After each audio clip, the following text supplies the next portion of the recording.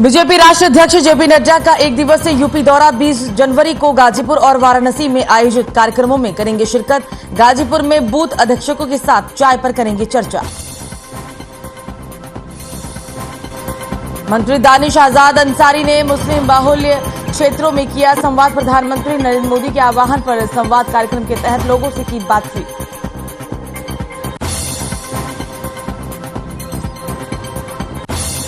कानपुर में शिवली पुलिस को मिली बड़ी कामयाबी। पुलिस ने 15-15 हजार के 2 इनामी बदमाशों को किया गिरफ्तार। मुठभेड़ के दौरान गिरफ्तार।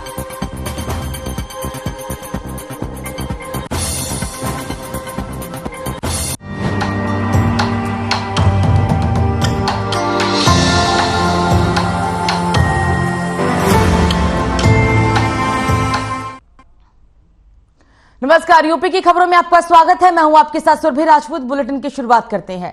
भारतीय जनता पार्टी के राष्ट्रीय अध्यक्ष जेपी नड्डा एक दिवसीय यूपी दौरे पर हैं। 20 जनवरी को गाजीपुर और वाराणसी में कार्यक्रम करेंगे। गाजीपुर में बूथ अध्यक्षों के साथ चाय पर चर्चा करेंगे और पूर्व सैनिकों के साथ संवाद कार्यक्रम भी करेंगे। वहीं गाजीपुर के ITI मैदान में जनसभा को संबोधित करेंगे। लोकसभा संचालन समिति पदाधिकारियों के साथ बैठक भी करेंगे जेपी नड्डा। जेपी नड्डा का एक दिवसीय यूपी दौरा, गाजीपुर में कार्यक्रम में पहुंचने वाले हैं जेपी नड्डा। ये 20 जनवरी को उनका दौरा रहेगा और इस दौरान वो जनसभा को भी संबोधित करने वाले हैं आगामी चुनाव को लेकर। ये क्योंकि जिस तरीके से इस साल 9 राज्यों में चुनाव है, इसको लेकर ये दौरा हर महीने में काफ़ी अहम भी माना जा रहा है। 20 जनवरी को गाजीपुर पहुंचेंगे जेपी नड्डा। एक दिवसीय ये उनका पूरा कार्यक्रम होगा।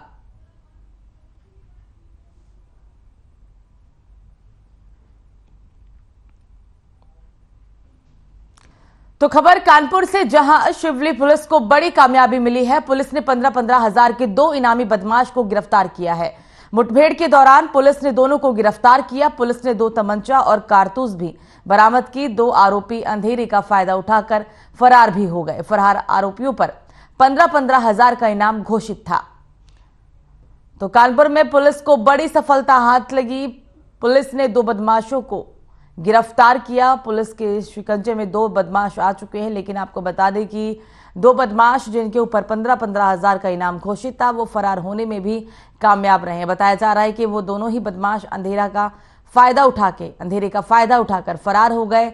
इन बदमाशों के पास से तमंचा और कारतूस बरामद किया गया है।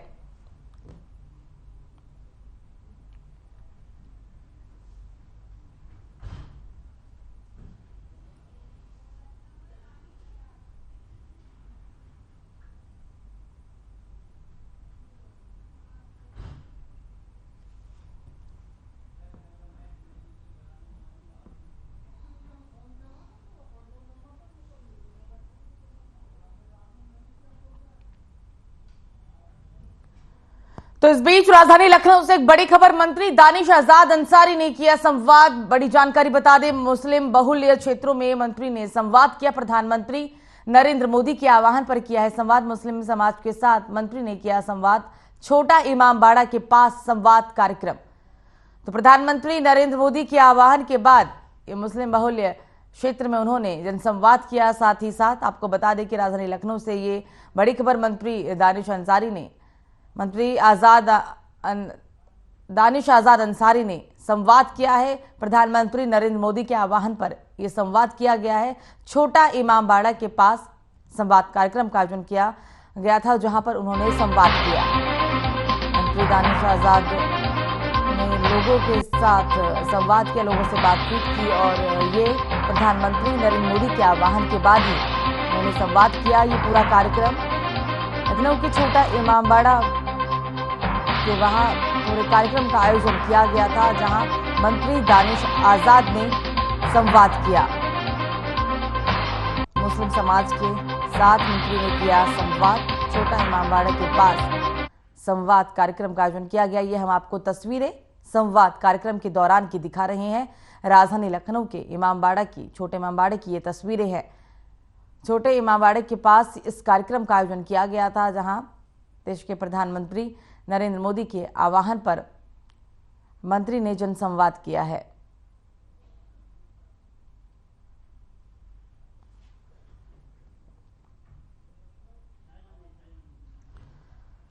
तो इस बीच राजधानी लखनऊ से एक और बड़ी खबर, किसानों ने पुलिस कमिश्नर को सौंपा ज्ञापन। बड़ी जानकारी, ज्ञापन सौंपकर पुलिस कमिश्नर से की शिकायत, ज्ञापन सौंपकर कार्रवाई करने की मांग की। साथ ही दबंगों के खिलाफ गोसाईगंज थाने में ये मुकदमा दर्ज है। मुकदमा होने के बावजूद भी कार्रवाई न होने की वजह से किसान परेशान है। दबंगों की वजह से स्थानीय किसान परेशान हो रहे हैं। दबंगों ने सड़क पर ही गेट लगाकर कब्जा कर लिया है और इसी को लेकर किसानों ने कमिश्नर से शिकायत की है।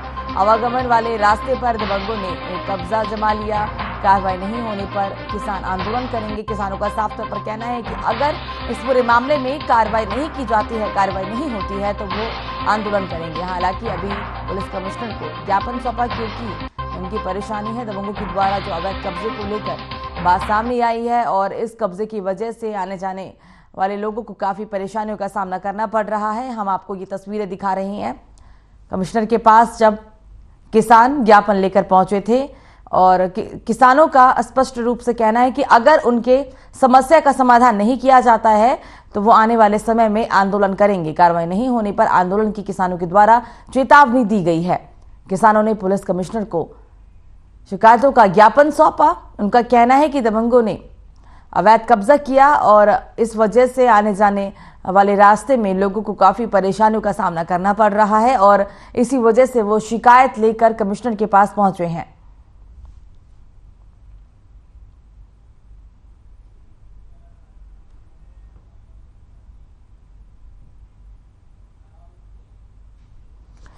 तो उत्तर प्रदेश के महोबा जनपद के चारों ब्लॉकों में मुख्यमंत्री सामूहिक विवाह सम्मेलन का कार्यक्रम आयोजित किया गया, जिसमें 133 नव दंपति जोड़ों का विवाह सकुशल तरीके से संपन्न हुआ।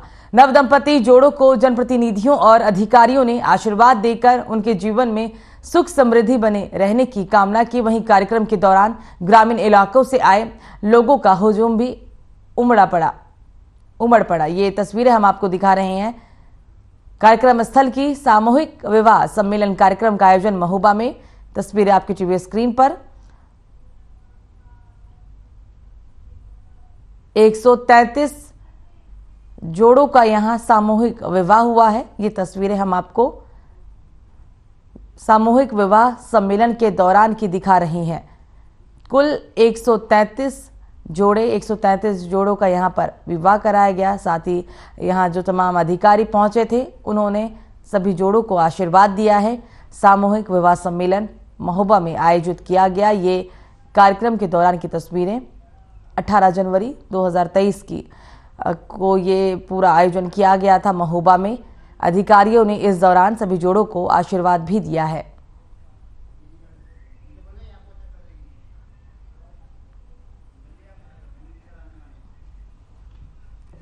हमारे मुख्यमंत्री सामूहिक विवाह योजना है, उसमें 133 जोड़े का आज जो है विवाह पाणीकरण संस्कार हो रहा है। उस संबंध में पूरे जनपद में ये प्रोग्राम ब्लॉक में है और उसी संबंध में सभी को अच्छी तरीके से प्रगति करें, अपने जीवन को आगे बढ़ाएं। और सीडीओ साहब को हमने कहा है कि ये जो शादी हो रही है इनके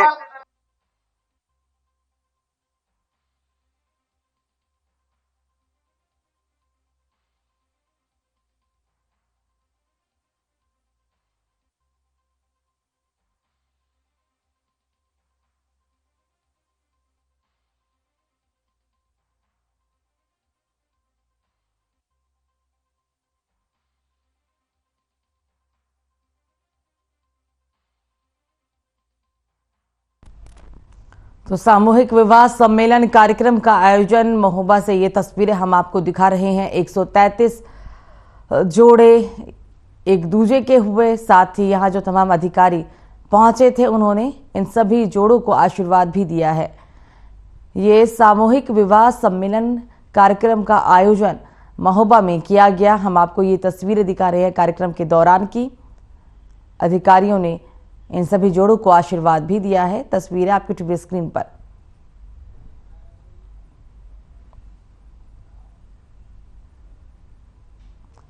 तो रायबरेली में ठंड को देखते हुए विजय रस्तोगी ने कंबल वितरण कार्यक्रम किया और शहर के प्रगतिपुरम के आसपास रहने वाले श्रमिक वर्ग को विजय रस्तोगी ने कंबल वितरित किए। उन्होंने बताया कि जिस प्रकार से मौसम बदल रहा है उसमें और भी ज्यादा सतर्क रहने की आवश्यकता है। रस्तोगी ने कहा कि सामाजिक व्यवस्था एक परिवार है और परिवार के सभी सदस्यों का ध्यान रखना और उन्हें संरक्षित करने का काम ये उन सभी लोगों के लिए आवश्यक हो जाता है जो किसी की मदद करने के लिए सक्षम है।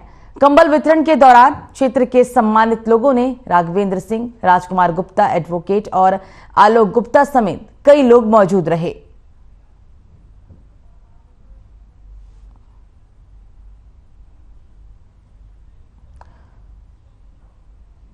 तो कंबल बांटे गए हैं यहाँ असहाय लोगों को, गरीबों को। हम आपको ये तस्वीरें दिखा रहे हैं।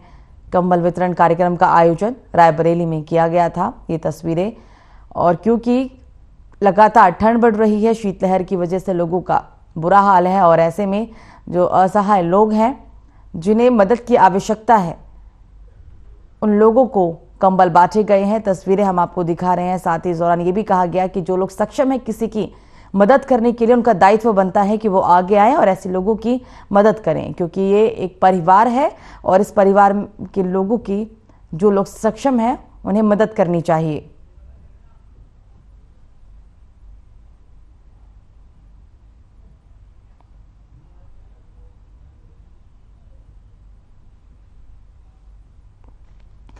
तो खबर रायबरेली से, जहां रोटरी क्लब ने जिले के एसजेएस पब्लिक स्कूल के छात्र छात्राओं के कैरियर के लिए एक काउंसलिंग कराई है। साथ ही रोटरी क्लब के अध्यक्ष अरविंद श्रीवास्तव ने उत्तर प्रदेश के प्रख्यात करियर काउंसलर और मोटिवेशनल स्पीकर डीके वर्मा और मुख्य अतिथि स्कूल की प्रधानाचार्य डॉक्टर बीना तिवारी का स्वागत करते हुए कहा कि जिले के बच्चों को बेहतर भविष्य और मार्गदर्शन के लिए रोटरी क्लब सदैव से तत्पर रहता है। उन्होंने कहा कि कार्यक्रम का संचालन पूर्व अध्यक्ष राजेश शर्मा ने किया। काउंसलर ने एसजेएस पब्लिक स्कूल में इंटरमीडिएट की शिक्षा ग्रहण कर रहे छात्र छात्राओं को इंटर के बाद अपने करियर को चुनने के लिए अनेकों विकल्पों को बताया है।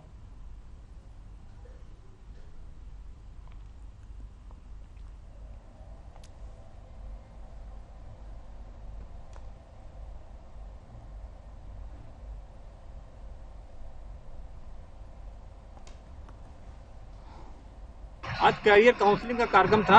लखनऊ से ही काउंसलर की बेस्टर श्री वर्मा जी यहाँ हुए थे और एसजेएस विद्यालय परिसर में हम लोगों ने यहाँ पर कार्यक्रम किया था। खासतौर से जो इंटरमीडिएट के बच्चे हैं उनको आगे इंटर के बाद क्या करना है उसके लिए उनको बताया गया कौन कौन से बेहतर विकल्प हैं। बीटेक है, बीटेक करने के बाद बच्चे क्या कर सकते हैं, इंटर के बाद बच्चे क्या कर सकते हैं। जैसा कि आप जानते हैं कि लोग जानते हैं कि बीटेक MBA LLB यही सब होता है, लेकिन उन्होंने बताया कि ऐसे बहुत से हजारों विकल्प हैं।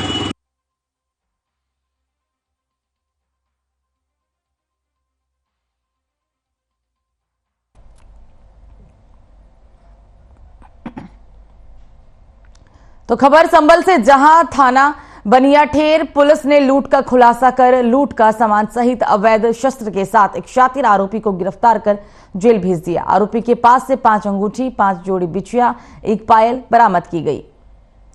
तो पुलिस को बड़ी कामयाबी हाथ लगी। लूट का सामान आरोपी के पास से बरामद किया। साथ ही पुलिस ने इस दौरान आरोपी को भी गिरफ्तार कर लिया है। लूट की वारदात का पुलिस ने खुलासा करते हुए ये सभी गहनों को भी इस आरोपी के पास से बरामद किया गया है।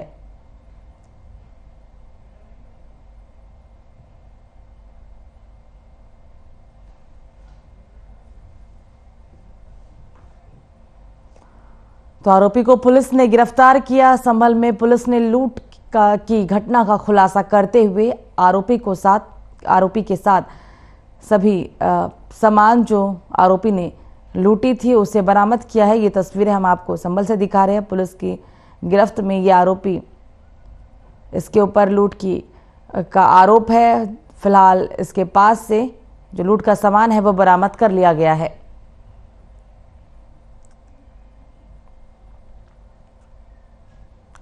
तो भारतीय किसान यूनियन भानुगुट के जिला उपाध्यक्ष हरिराज सिंह के नेतृत्व में दर्जनों किसानों ने धामपुर उप जिला अधिकारी मनोज कुमार सिंह को किसानों की अनेकों मांगों को लेकर ज्ञापन सौंपा है। जनपद बिजनौर के धामपुर में भाकियों से जुड़े कार्यकर्ताओं ने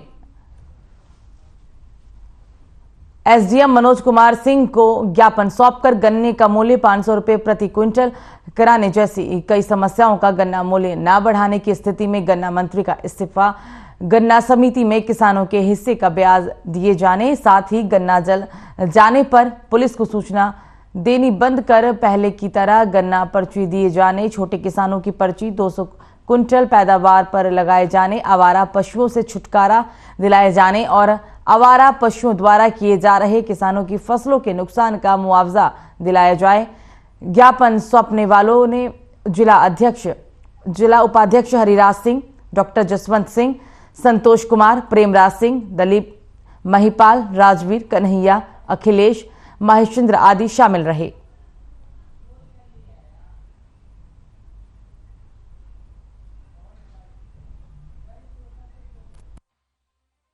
आज लगभग तीन महीने पूरा होने को चले, लेकिन सरकार आंख मीच के सो रही है। हमने जो ज्ञापन वो गन्ना मंत्री को दिया है, वही गन्ना मंत्री किसान परिवार से आते हैं और अपने जितने भी किसान परिवार से हैं आते हैं, उन सबको मिलकर के गन्ने का भाव 500 रुपये घोषित करवाएं। अगर घोषित नहीं करवा सकते तो इस्तीफा दे दो, त्यागपत्र दे दो और कोई काम देखेगा। दूसरे, किसानों का करोड़ों रुपये गन्ना समिति में हिस्सा जमा है, उसका आज तक किसी समिति ने किसानों का हिस्से का ब्याज नहीं दिया, तो ब्याज दिलाया जाए।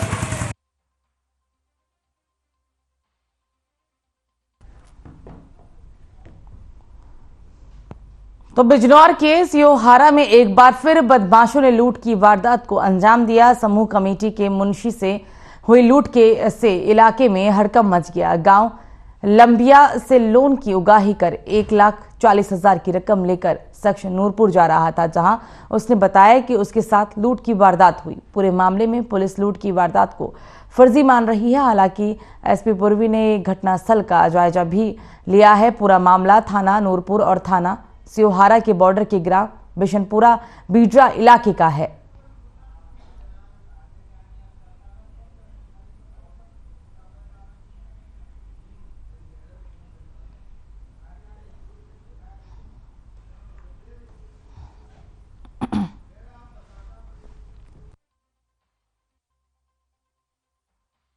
एक ने फिर आगे कर ली, इतने में चलता रहा, रुका नहीं मैं। एक यहाँ तक आ गया, उसके बाद एक गाड़ी आगे, गाड़ी पीछे हो गई सर। जो पीछे वाला था उसके हाथ में कुछ था, उसने पीछे से मारा, यहाँ पे आके यहाँ पे पीछे से मारा। जैसे कि हमारा सर घूम गया, गाड़ी गिर गई सर।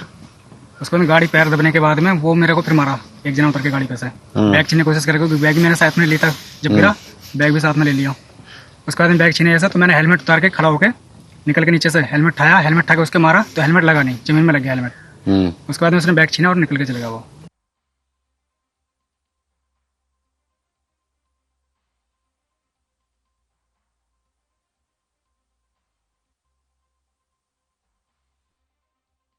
की जांच पड़ताल में जुटी हुई है और इस दौरान एसपी ने घटनास्थल का निरीक्षण भी किया है। ये तस्वीरें हम आपको निरीक्षण के दौरान की दिखा रहे हैं।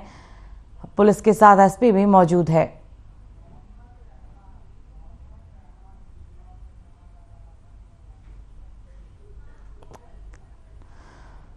और इस खबर पर ज्यादा जानकारी के साथ फोन लाइन पे हमारे संवाददाता मोहम्मद रहमान जुड़ गए हैं। मोहम्मद रहमान, सबसे पहले आप ये पूरी खबर बताएं हमें। देखिए, मैं आपको बता दूं, ये थाना सियोहारा के अंतर्गत जो ताजपुर के समीपवर्ती ग्राम आलमपुर एकला गांव पड़ता है, ये वहां का मामला है, जहां पर जो है फाइनेंस कंपनी के कलेक्शन एजेंट के सर पर डंडे से प्रहार कर नकाबपोश बदमाश बाइक सवार बदमाशों ने 1,42,000 रुपए की नकदी लूट ली है। लूट की इस घटना से पुलिस महकमे को जब सूचना मिली, उसमें हड़कंप मच गया। एसपी पूर्वी व सीओ धामपुर ने घटनास्थल की जो है जांच पड़ताल की है। एसपी पूर्वी व सीओ धामपुर ने घटनास्थल की जब जांच की है, तो उसके बाद जो है बदमाशों की पकड़ने के लिए काम्बिंग भी की गई है, लेकिन पुलिस को कोई सफलता हाथ नहीं लगी है। लेकिन वहीं जिस तरह से पीड़ित लूट की वारदात को बता रहा है, तो वहीं पुलिस इस पूरे मामले को फर्जी भी निगाहों में फर्जी भी देख रही है। ये कोई ऐसी पहली लूट की, इसमें जो है लूट के मामले में एक पहले भी लूट हुई थी 15 दिन पहले, लेकिन वो तब भी अभी तक बदमाश नहीं पकड़े गए हैं। पहली लूट की रिपोर्ट दर्ज नहीं हो पाई थी। जी जी जी। मोहम्मद रहमान, अभी आपने ये इस लूट को फर्जी भी करार दिया, क्योंकि क्या ऐसा भी पुलिस को अंदेशा हो रहा है कि हो सकता है ये जो लूट की घटना को लेकर कही जा रही है, शायद हो सकता है ये पूरा फ्रॉड हो और कोई लूट ही ना हुआ हो, इसके पीछे क्या वजह है? देखिए, जैसा कि एजेंट जो है, अब जब हमने जानकारी तो ये फ्यूजन फाइजर कंपनी नूरपुर का कलेक्शन एजेंट सुखवीर पुत्र चरण सिंह निवासी ग्राम बगवाड़ा थाना आदमपुर जिला अमरोहा बुधवार की शाम लगभग 4 बजे रवाना रोड के ग्राम लंबिया आदि से कलेक्शन करके बाइक द्वारा वापसी घर जा रहा था कि पीछे से 2 बाइकों पर सवार बदमाश 4 युवा बदमाशों ने उसकी बाइकों को ओवरटेक कर नीचे गिरा दिया था। एक बदमाश ने उसके सिर में डंडे से प्रहार कर उसका रुपए से भरा बैग छीन लिया था। बैग छीनने के बाद बदमाश फरार हो गए।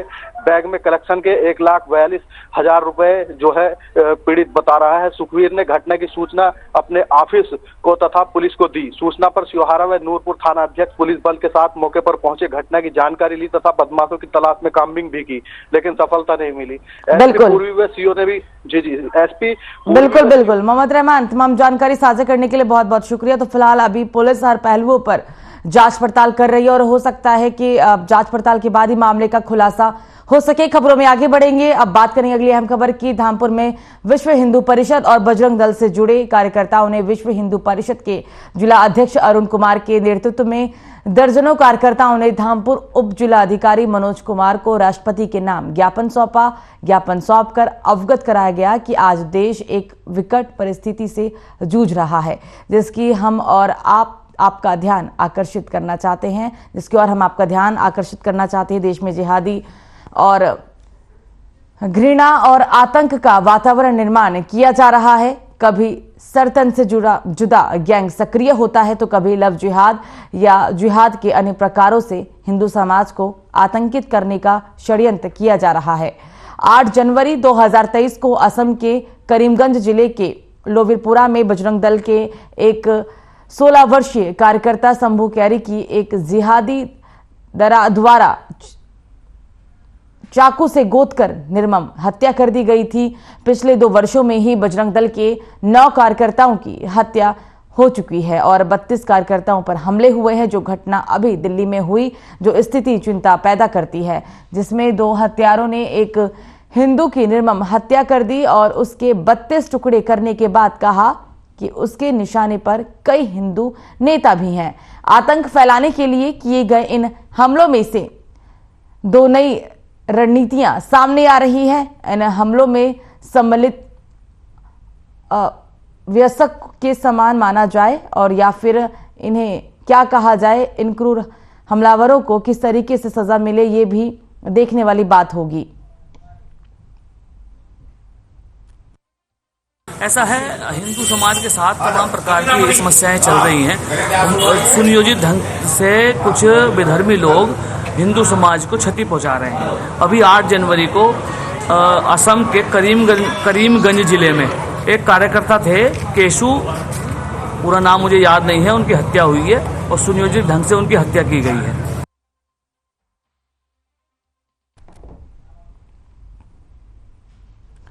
तो बांदा पुलिस ने अवैध रूप से चल रहे जुए के अड्डे में छापेमारी की। पुलिस ने मौके से 6 जुआरियों को गिरफ्तार किया। पुलिस की छापेमारी के दौरान एक जुआरी भागने में सफल रहा, जिसकी पुलिस लगातार तलाश भी कर रही है। पकड़े गए आरोपियों के कब्जे से 40,000 नगद बरामद किए गए हैं।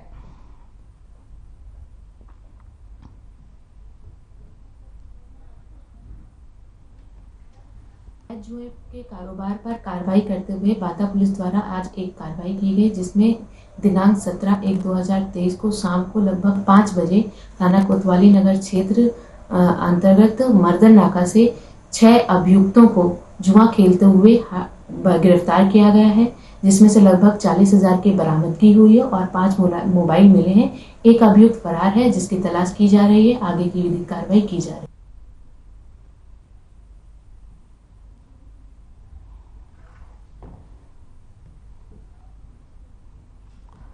तो G20 को लेकर डीएम सूर्यपाल गंगवार बैठक की है और इस दौरान उन्होंने जानकारी देते हुए बताया कि G20 एक महत्वपूर्ण समूह है जिसमें विश्व की बड़ी अर्थव्यवस्था सम्मिलित है। इस बार भारत G20 की अध्यक्षता भी कर रहा है, जिसमें 200 से अधिक बैठकें प्रस्तावित है। यूपी में कुल 11 बैठकें होंगी। लखनऊ में होने वाली बैठक वर्किंग ग्रुप से संबंधित है। लखनऊ में 13 से 15 तक आयोजित बैठक में लखनऊ विश्वविद्यालय, AKTU, HBTI, कानपुर बुंदेलखंड विश्वविद्यालय शामिल है। लखनऊ में 13 से 15 फरवरी तक होने वाले आयोजन में कई विभाग तैयारियों को अंतिम रूप दे रहे हैं और जिला प्रशासन भी आयोजन स्थलों के आसपास के क्षेत्रों में तैयारियों को अंतिम रूप दे रहा है। साथ ही बताया कि G20Lucknow.com नामक एक वेबसाइट हमने लॉन्च भी की है, जिसके माध्यम से सहभागिता के लिए अप्लाई किया जा सकेगा।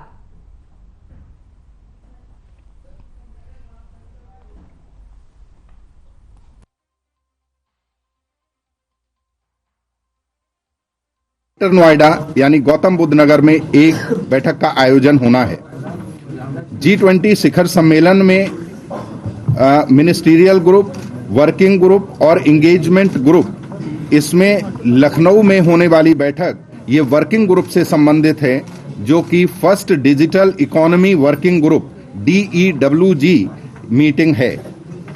लखनऊ में आयोजित होने वाली बैठक का भारत सरकार का नोडल विभाग इलेक्ट्रॉनिकी और सूचना प्रौद्योगिकी मंत्रालय, भारत सरकार, MeitY है, MEITY।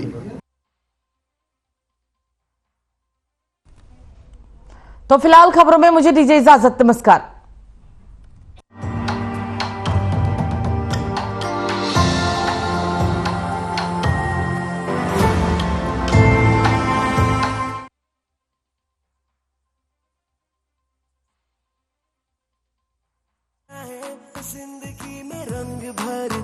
मेरी जैसी मेरी अपनी पताका चाय, गजब का स्वाद।